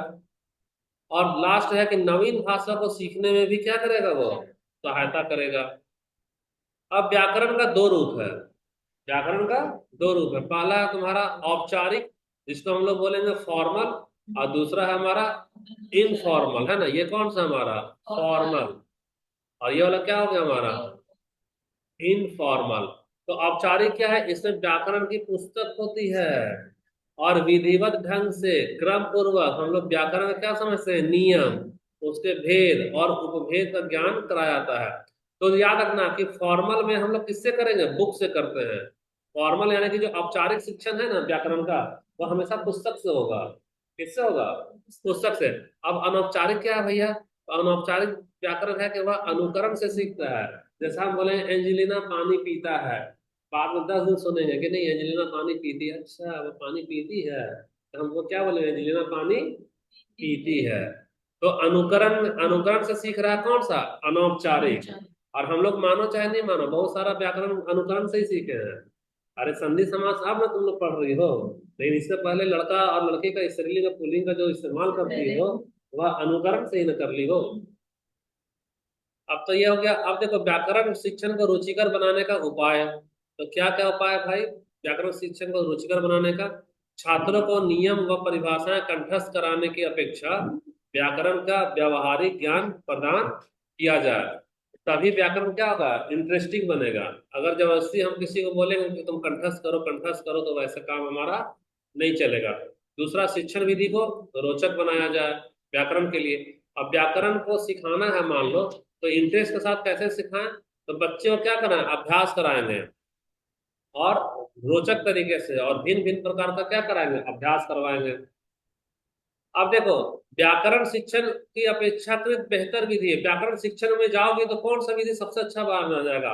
आगमन है कि निगमन है, कि सूत्र विधि है कि पुस्तक विधि है?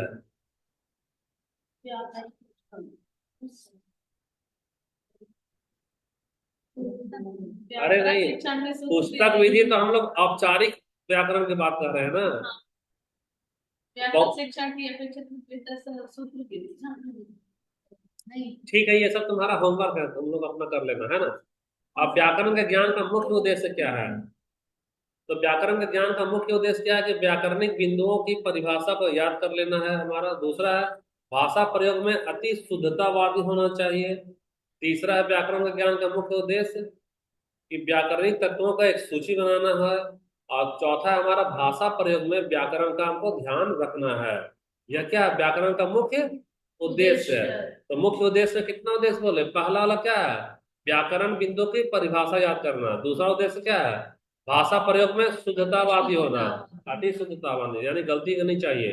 तीसरा क्या है, व्याकरण का कौन कौन सा तत्व है उसका क्या करो, सूची बनाओ। जैसे संज्ञा है, सर्वनाम है, विशेषण है, क्रिया विशेषण है, वैसा बनाओ। और चौथा वाला क्या है तुम्हारा, मुख्य उद्देश्य, भाषा प्रयोग में व्याकरण को ध्यान रखना। यह भी हमारा मुख्य उद्देश्य है, किसका, व्याकरण का। अब एक मिनट, हाँ ठीक है। अब हम लोग आ रहे हैं अध्याय 7, हिंदी पेडागोजी का अध्याय 7 में चले जा रहे हैं। अब अध्याय 7 में, से पहले हम लोग देख चुके हैं कि अधिगम में व्याकरण का आवश्यकता है। जब आवश्यकता है तो व्याकरण को कैसे कैसे पढ़ाएंगे, शिक्षण विधि चाहिए ना भैया। और शिक्षण विधि का मतलब क्या है, तुमको पढ़ना है और लिखना है शिक्षण विधि में। खैर और भी है, बोलना सुनना भी है। चलो इसको देखो। अब व्याकरण क्या है, तो व्याकरण वह विद्या है जिसके द्वारा हमें किसी भाषा को शुद्ध बोलना, लिखना और समझना आता है। यह व्याकरण बताया गया। व्याकरण से तुमको क्या क्या फायदा मिलेगा बता सकते हो? व्याकरण से तुमको 3 चीज मिलेगा। पहला, शुद्ध बोल लोगी। दूसरा है शुद्ध लिखोगी। और तीसरा है उसको समझोगी भी। व्याकरण नहीं अच्छा तो अंग्रेजी का एक पैसा दे देंगे, समझ में नहीं आएगा। व्याकरण की वजह से, है ना, वोकैबुलरी वर्ग। अब व्याकरण के शिक्षण विधि में आ जाओ। तो शिक्षण विधि में निगमन विधि सबसे जरूरी है। निगमन है। तो निगमन में का मतलब क्या है कि सबसे पहले हम लोग सीधा क्या करेंगे, नियम बनाएंगे। सबसे पहले नियम बना देंगे और नियम के बाद हम लोग क्या करेंगे, उसका उदाहरण देंगे। जैसे कोई एक नियम बता दो संधि समास वाला का, है ना। तो सबसे पहले एक नियम बताएंगे, नियम के बाद उसका क्या देंगे, उदाहरण देंगे। अच्छा, इसमें हम लोग फिर चलते हैं कैसे, अज्ञात से ज्ञात। तो अज्ञात से ज्ञात का मतलब हो गया हमारा एब्स्ट्रैक्ट से। एब्स्ट्रैक्ट से एब्स्ट्रैक्ट से किधर चल रहे हैं, कंक्रीट के तरफ चल रहे हैं। मतलब अमूर्त से मूर्त की तरफ में चल रहे हैं। अमूर्त से मूर्त की तरफ में चल रहे हैं हमारा। अब सामान्य से विशिष्ट की ओर में चल रहे हैं, यानी सिंपल टू कॉम्प्लेक्स। कैसे, पहले हम लोग संज्ञा पढ़ेंगे, फिर सर्वनाम पढ़ेंगे, फिर विशेषण वगैरह पढ़ेंगे, फिर धीरे धीरे और उसमें जटिलता की तरफ में जाएंगे। छोटा छोटा व्याकरण से सबसे पहले शुरू करते हैं, और फिर कठिन सरल भी है इसमें, और समान से, ठीक है, कठिन से हम लोग सरल की तरफ में बढ़ेंगे। इस विधि में विद्यार्थियों को सर्वप्रथम व्याकरण के नियम कंठस्थ अथवा याद करवाए जाते हैं। सबसे पहले व्याकरण में हम लोग क्या करेंगे, नियम को कंठस्थ या याद करवा देंगे। दूसरा है कि उदाहरण देकर उसका प्रयोग करना सिखाएंगे। कौन सा विधि है, निगमन विधि। निगमन में हमारा इतना सारा तरीका चलता है, नियम से उदाहरण की तरफ में, अज्ञात से ज्ञात चलेगा, समान से विशिष्ट, कठिन से सरल, बहुत है। अब सूत्र विधि आ जाओ। सूत्र विधि में, इस विधि में अध्यापक जो है वह छात्रों को व्याकरण संबंधी कुछ सूत्र बता देते हैं, कि संधि का सूत्र बता दिए, उसका कुछ सूत्र बता दिए, और शिक्षार्थी उनको समझे बिना ही कंठस्थ कर लेते। देखो यहाँ ना तुम्हारा व्याकरण का शिक्षण विधि बता रहा है, ये नहीं बता रहा कि कौन सा लागू करना है पहले। समझो इस बात को। हाँ, यह शिक्षण का विधि बता रहा, टीचर की मर्जी है कि वह अपने कक्षा में किस विधि का इस्तेमाल करे, इसलिए कंफ्यूज नहीं होना, है ना।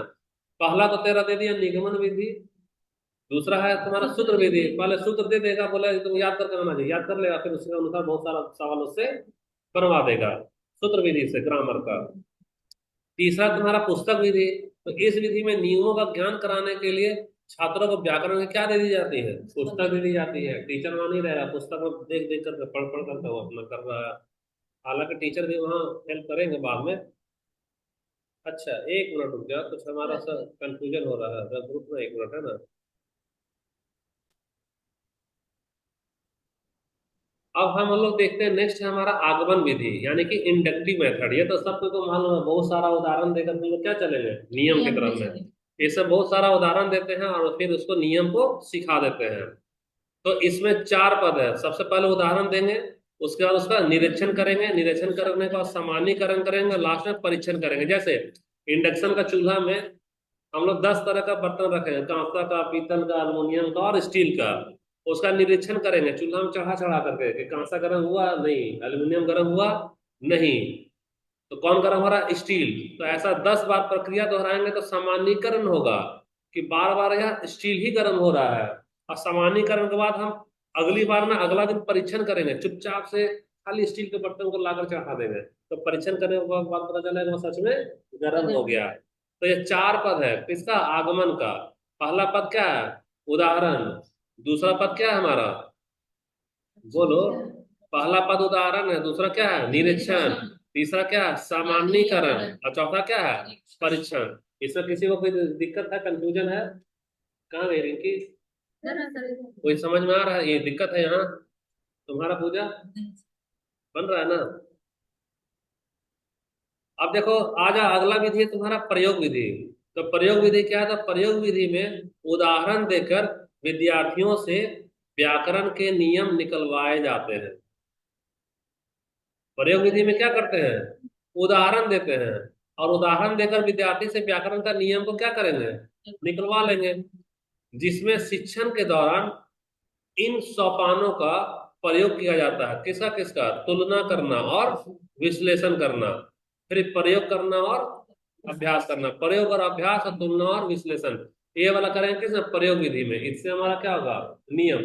जैसे हलंत वाला नहीं है, विद विद जोड़ आलय विद्यालय हो गया, ऐसा चार पांच को उदाहरण देंगे ना तो बार बार समझ जाएगा, अच्छा इसको उन्होंने यहाँ वाला हलंत वाला वहां जुड़ जाता है। अच्छा, अब एक है तुम्हारा समवाय विधि। तो समवाय विधि क्या है चौथा में? इस विधि में व्याकरण की शिक्षा स्वतंत्र रूप से नहीं दिया जाता है, बल्कि विद्यार्थी जो है उसको साहित्य के रचना के साथ करवाया जाता है समवाय में। इसमें क्या करेंगे, बच्चे को सिखाते सिखाते साहित्य का क्या करेंगे, रचना भी करवाएंगे। यह विधि उच्च कक्षाओं के अनुरूप है। कैसे रचना करवाते हैं, हम किसी का आर्टिकल बोल देंगे लिख के लाओ जी, कारगिल में जो लड़ाई हुआ है उसमें लिख करके लाओ, तो लिख कर लाएगा तो ऊंचा क्लास में ना लड़का लिखेगा, इसमें वह व्याकरण को भी लिखेगा तरीके से, और वह स्वतंत्र रूप से, मेरा गाइडेंस भी नहीं मिल रहा है। खेल विधि। खेल विधि क्या है भैया, तो खेल प्रणाली के द्वारा बालकों का विकास सहज रूप से हो जाता है। तो विद्यार्थी जो है सो खेल खेल में शब्द में भेद करने लगते हैं, लिंग में भेद करने लगते हैं, जान जाते हैं, और वचनवादी अगर आदि वो व्याकरण के नियम के सहजता से वो सीख लेते हैं खेल विधि से। अब आ जाए यहाँ, असल में चैप्टर 8 होना चाहिए था, क्योंकि यहाँ पे ये इससे पहले हमारा चैप्टर क्या था, यहाँ हम लोग देख लेते हैं। ये हमारा 6 था ना, अच्छा अच्छा, 6 के बाद, 6 के बाद पहुंचे थे तो 7। अच्छा ये है 7 है यहाँ, ये है 7 है ना। 7 के बाद में अब इसमें आओ हमारा, ये 8 होगा। ये चैप्टर हमारा क्या है, 8 है। ये चैप्टर हमारा 8। तो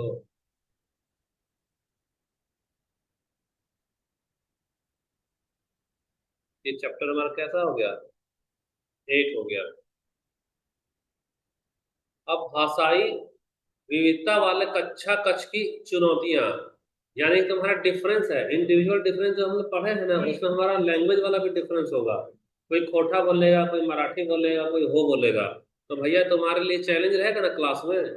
सीबीएसई स्कूल में इंग्लिश का टीचर पढ़ाया जा रहा है और किसी का मदर टंग कुछ और है, तो क्या क्या चुनौती है। सबसे पहले तुम्हारा मल्टी लिंग्विस्टिक है, यानी कि बहुभाषिकता। हमारे कक्षा में कैसा है, भाषा विविधता है। तो दो या दो से अधिक भाषाओं को सहजता के साथ बोलने वाले व्यक्ति को बहुभाषी बोलते हैं। बहुभाषी में क्या होगा, दो या दो से ज्यादा। तो भाषाई विविधता को बहुभाषिकता भी कहा जाता है। तो बहुभाषिकता भारतीय अस्मिता का अभिन्न अंग है। हाँ, भारत अलग अलग देश ही, अलग अलग क्षेत्र में अलग अलग ऐसा भाषा ही बोला गया है, इसको हम लोग खत्म भी नहीं कर सकते हैं। इसका दिक्कत क्या है भाई, इतनी ज्यादा विविधता के बावजूद भी कई भाषिक और सांस्कृतिक तत्व जो है सो भारत को एक ही भाषिक क्षेत्र के रूप में बांध कर रखते हैं। देखो, शिक्षण में बहुभाषिकता का लाभ क्या है, कैसे अगर हम बहुत एक से दो से ज्यादा भाषा यूज करेंगे तो क्या फायदा होगा। सबसे पहले जब हम लोग कक्षा कक्ष में छात्र को पढ़ाएंगे तो वहां मातृभाषा का प्रयोग करेंगे। तो मातृभाषा का प्रयोग करने से छात्र जो है वह अपने विचारों को सहजता से रख लेगा, पहला हो गया। दूसरा हो गया कि दो भाषा बोलने वाला बच्चा न केवल अन्य भाषाओं पर अच्छा नियंत्रण रखता है, बल्कि एकेडमिक लेवल पर भी वह ज्यादा क्रिएटिविटी दिखाता है, दो भाषा बोलने वाला। तीसरा है कि इस बात का प्रमाण मिले हैं कि द्विभाषी बच्चों की वैचारिक क्षमता अन्य बच्चों की तुलना में अच्छी होती है। इस बात का क्या प्रमाण मिला है, द्विभाषी वाला। साथ ही साथ इस बात के भी प्रमाण मिले हैं कि द्विभाषी बच्चों की तुलना, अच्छा ठीक है, ये तो हो गया हमारा। अब देखो, विविध भाषिक व्यवस्थाओं पर नियंत्रण रखने वाले छात्र विविध प्रकार की और विविध स्तर की सामाजिक परिस्थितियों से जूझने में क्या होते हैं, कुशल होते हैं। अब देखो, भाषा विविधता वाले कक्षा में भाषा शिक्षण की कठिनाइयां, कि क्या क्या भाषा शिक्षण की कठिनाई है। कौन सा, भाषा विविधता, एक क्लास में अलग अलग भाषा बोलने वाला में अगर टीचर जाकर पढ़ाने के लिए उसको क्या क्या कठिनाई का सामना करना पड़ेगा। पहला क्या कठिनाई होगा कि भाषा के प्रति छात्रों की रुचि और रुझान का अभाव। छात्रों में भाषा के प्रति रुचि तथा रुझान का अभाव पाया जाता है, जिस कारण से भाषा शिक्षण को और अधिक चुनौतीपूर्ण, एक मिनट, जिस कारण से भाषा शिक्षक का, यहाँ पे कुछ मिस्टेक है ना।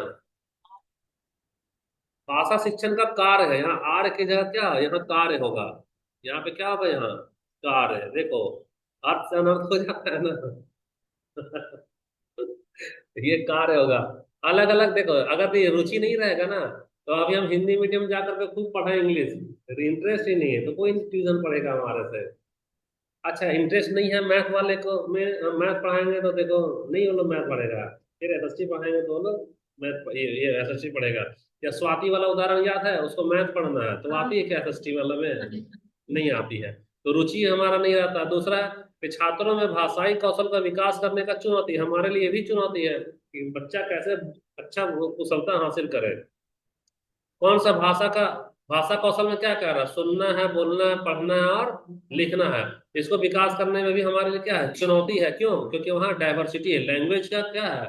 विविधता है। किसी का मदर टंग हो है और सारा पुस्तक हिंदी में लिखा हुआ है, तो वो भी हमारा डेवलपमेंट में उसका प्रॉब्लम जा रहा है। अब देखो तीसरा हमारा क्षेत्रीय भाषाओं का छात्रों का प्रभाव क्या है कि भाषा बहुभाषिक देश जहाँ पे है, जहाँ नहीं यहाँ दो से ज्यादा भाषा बोला जाता है, यहाँ के लगभग हर एक क्षेत्र की भाषा में क्या है? अंतर है। और छात्रों पर क्षेत्रीय भाषाओं का प्रभाव स्पष्ट रूप से देखा जाता है। अब पुस्तक तो क्षेत्रीय भाषा में नहीं लिखा जाएगा, पुस्तक तो एक मानक भाषा में लिखा जाएगा। और तेरा क्षेत्रीय भाषा में तुम लगातार अपना कौशल विकसित कर रही हो, लिखना पढ़ना बोलना वगैरह का, या लिखना नहीं खाली बोलना का, तो वहां दिक्कत हो जाता है तुम्हारा। अब समस्याओं का समाधान कैसे करें भाई? इतना तरह का समस्या आ गया तो कैसे करें? तो बच्चे को प्राथमिक स्तर पर विद्यालय जो है का जो शिक्षा है वह उसका मदर टंग में दे। यही सॉल्यूशन है कि तुम जहाँ की हो तेरा मदर टंग, उसको वहीं कहीं शिक्षा देना। कौन सा?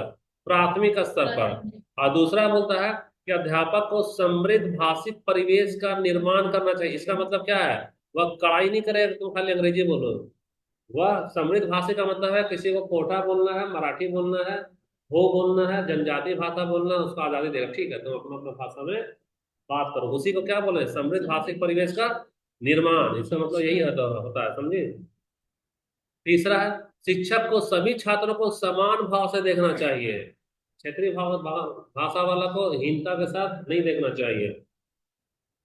और उसके भाषा और विचारों को क्या देना चाहिए?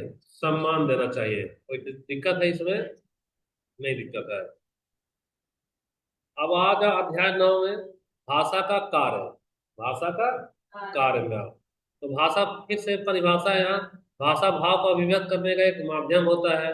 भाषा के बिना मनुष्य पशु के समान है, भाषा के कारण ही मनुष्य सर्वश्रेष्ठ प्राणी है। तो भाषा का कार्य में, भाषा का कार्य क्या है भैया? भाषा अगर रहेगा तो पहला है कि सामाजिक संबंध के लिए अच्छा भाषा रहेंगे तभी ना समाज में हमारा संबंध बनेगा। भाषा को खराब कर लेंगे, एक बोलता है ना कि इसी मुंह से पान खाता है और इसी मुंह से जान भी जाता है। मानो तुम सुबह सुबह मोदी जी को गाली दे दो तो तुम्हारा जान निकल जाएगा, और सुबह सुबह मोदी जी को पान खिला दो तो देखो तुमको उखाड़ देंगे। तो भाषा हमारा क्या है? समाज का संबंध को बनाता भी है और बिगाड़ता भी है। दूसरा क्या हमारा? भाषा जो है मानव विकास का मूल आधार है। कैसे मूल आधार है? मान लो हम एक फॉर्मूला खोज लिए। क्या फॉर्मूला खोजे हैं कि माचिस को रगड़ने से आग निकलता है, तो मेरा आने वाला बच्चा जो है सो माचिस वाला सिद्धांत को पढ़कर जानेगा, माचिस ऑटोमेटिक यूज करेगा। पुराने जमाने में भाषा का लिखित रूप नहीं था, तो गुरुजी अपने चकमक पत्थर से आग लगाते थे और उसका लिखित रूप नहीं छोड़ते थे। तो दूसरा कबीला वाला जो है बहुत मेहनत से खोजता था, किसी तरह से वो पत्थर अगर मिल गया तो आग लगा, नहीं तो बिना आग का ही वो लोग खाना खाता था। ऐसा होता था। तो लिखित भाषा से एक टेक्नोलॉजी के स्टोर न रह गया, तो रिसर्च हमेशा उसका आगे वाला टेक्नोलॉजी पे होता है। तुमको साइकिल चलाने का ज्ञान हो गया है, अगर लिख दियो मान लो लैपटॉप चलाने का ज्ञान, हम लोग पुस्तक ना सीखे हैं, पुस्तक गायब कर दो तो लैपटॉप सीखे हैं क्या? बार बार खुद से फिर प्रयास करना होगा। अच्छा आज व्यक्तित्व के निर्माण में सहायक है भाषा, ये तो हम लोग चर्चा कर ही लिए हैं। अब भाषा ज्ञान प्राप्ति का प्रमुख साधन है। कैसे? भाषा का ज्ञान रहेगा तभी ना हम लोग वेद पुराण और किताब रिसर्च पेपर पढ़ेंगे, मेथड पेपर पढ़ेंगे कहाँ कहाँ कैसा है। चौथा हमारा शैक्षिक उपलब्धि के लिए आवश्यक है। हाँ भैया हमको डिग्री लेना है, फर्स्ट डिवीजन टॉपर बनना है, तो मेरा भाषा अच्छा रहेगा तभी ना हम उपलब्धि हासिल कर पाएंगे। ठीक, अब आ जाओ तुम्हारा 10वां चैप्टर। क्या क्या कुछ इंपॉर्टेंट टर्म है जो कि एग्जाम में तुमको कष्ट दिया जाएगा, है ना? अधिगम को कहेंगे क्या? लर्निंग। अर्जन को क्या बोलेंगे? एक्विजिशन। परिवेश को क्या बोलेंगे? इन्वायरमेंट। सामाजिकरण को क्या बोलेंगे? सोशलाइजेशन। समावेशी शिक्षा क्या होगा? Inclusive education. अब सामाजिकरण का होगा सोशलाइजेशन, ठीक है, समावेशी का इंक्लूसिव एजुकेशन। भाषा कौशल को बोलेंगे लैंग्वेज स्किल, उसमें काम आ रहा तुम्हारा उपचारात्मक को बोलेंगे रिमेडियल, सतत और व्यापक को बोलेंगे कंटिन्यूअस एंड कॉम्प्रिहेंसिव। अच्छा, सस्वर पढ़न यानी कि बोल बोल के पढ़ना है ना, तो उसको लॉर्ड रीडिंग बोलेंगे। ऊंची आवाज में पढ़ना जो होता है ना, उसको क्या बोलेंगे, लॉर्ड रीडिंग और सस्वर पठन। देखो ये वाला फंस रही थी ना, मतलब हम फंस रहे थे। अच्छा, इसमें कुछ और छूट रहा है, अभी ऐड नहीं किए हैं, बाद में और ऐड। अच्छा देखो, निर्माणकारी उपागम, ये तो क्लीन बोल्ड समझ में आ रहा है।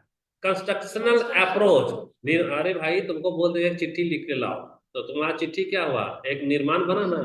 भाषा का स्तर का हमको पता चल गया ना, तुम्हारा विचार का पता चल गया ना, और वह तुम्हारा निर्माण में न जा रहा है।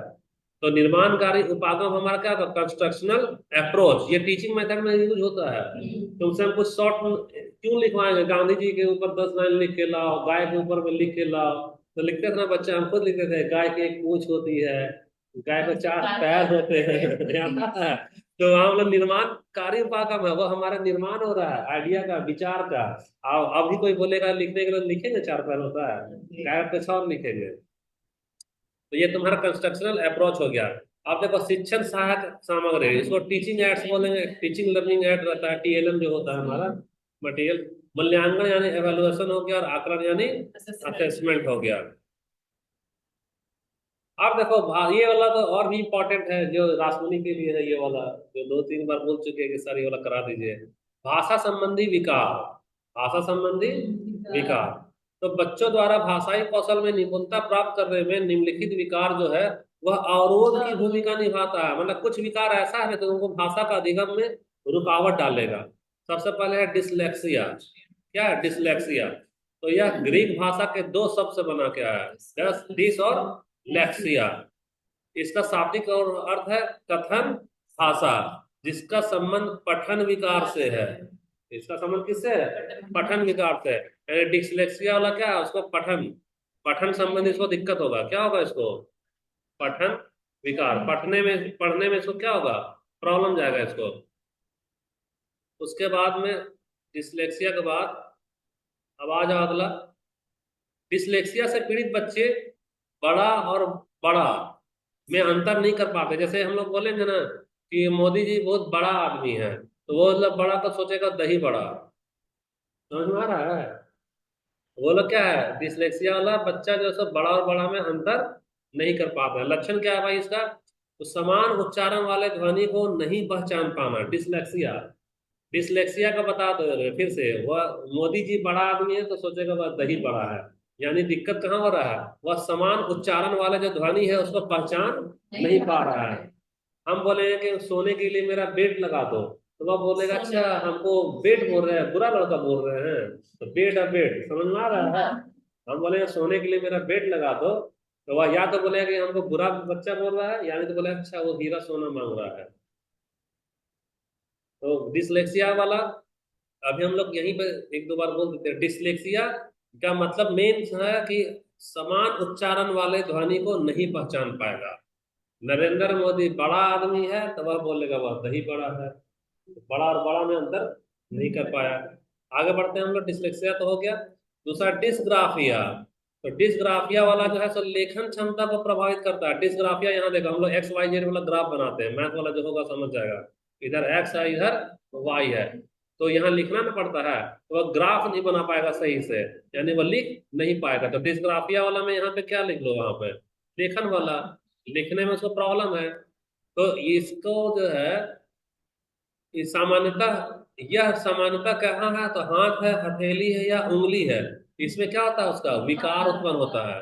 कहाँ कहाँ पे विकार होगा, या तो हाथ में, या तो हथेली में, या तो उंगली में, किसमें, डिसग्राफिया में। तो डिसग्राफिया अगर हम लोग बोलेंगे कि यहाँ पे हम लोग लिख रहे हैं डिसग्राफिया है ना, डिसग्राफिया, तो इसमें 3 लगा दो, 1, 2 और 3।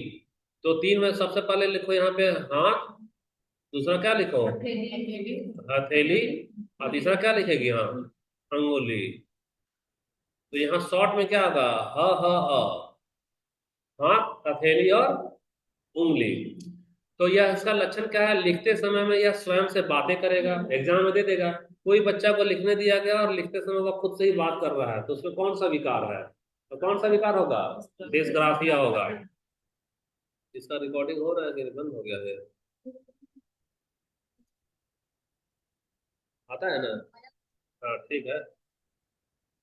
देखो, लिखते समय स्वयं से बातें करना। दूसरा, अपठनीय हस्तलेखन, यानी कि उसको लिखना होगा कमाल, लिखने का था उसको, कमाल लिखना चाहिए था। तो ऐसा ऐसा लिख देगा, क ऐसा लिखेगा, यहीं पे म लिखेगा, यहाँ पे आ लिखेगा, यहाँ पे ल लिखेगा। पढ़ पाएंगे? कुछ नहीं पढ़ पाएगा उस वक्त। तो यहाँ ऐसा लिखेगा ना कि वो पढ़ नहीं पा रहा, एग्जाम में देगा।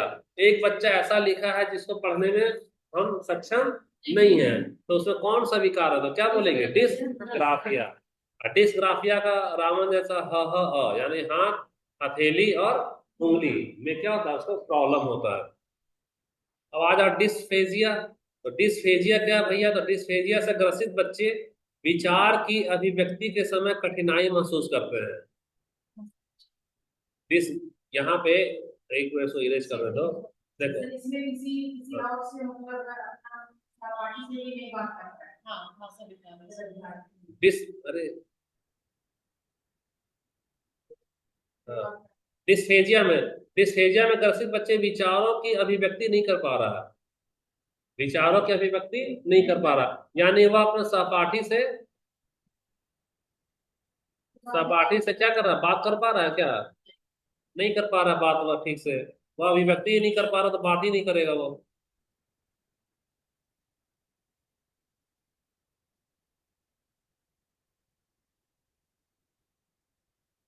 अच्छा, एक मिनट, इसके बाद